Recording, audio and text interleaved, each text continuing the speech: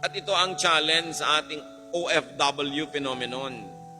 Maraming kumikita, mababasa nyo sa dyaryo, buwan-buwan, bilyon na dolyar ang pumapasok sa Pilipinas.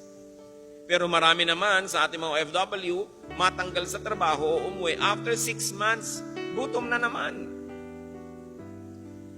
Paano marami doon sa pamilya, walang inatupag kundi gumasta. To consume and consume and consume. Remember this Proverbs 31 lady? She buys a piece of land to use it in agriculture para may kitain. Hindi yung bibili ka agad ng kotse. Pag may kotse ka, puro gasolina yan. Anong kita mo dyan? Puro gastos. Pag bumili ka agad ng bahay, edi gastos din yon. Lalo't inutang mo pa. Hindi isipin, paano kaya tayo mamumuhunan para tayo kumita, para kung umuwi na si OFW, patuloy pa rin tayo yung kikita. Hindi nakaasa tayo ng nakaasa sa sweldo, agad na agad, hindi pa nga kinikita, nauutang na, dahil walang ginawa ang pamilya kundi mag-consume, consume, consume. We must produce. Bumili ka lang ng isang kawali at isang kalan na debomba, bumili ka ng isang piling na saba, lagyan mo ng konting asukal, iprito mo, banana cue. Yung kanina ay 50 pesos mo, magiging 75 o 100 pesos. Eh hindi ang iniisip ni Mrs. yung bumili ng kawaling 500,000 ng isang set. Yung pwede mo nang tirhan sa mahal. No?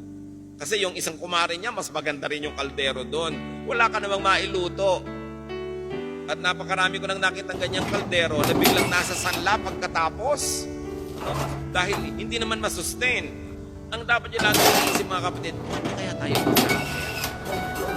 Hindi yung sino kaya mautangan dito. Baliktad ang mga pinag-iisip doon. Ano kaya ang mabili? Hindi ano kaya ang ma-produce?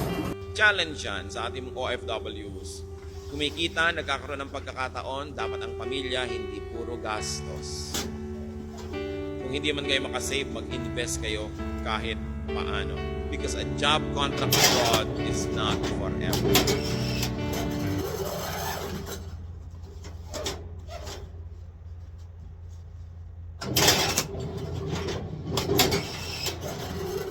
Alo, alo, sunt eu, Picasso, ți-am dat bip și sunt voinic, dar să știi, nu-ți cere nimic.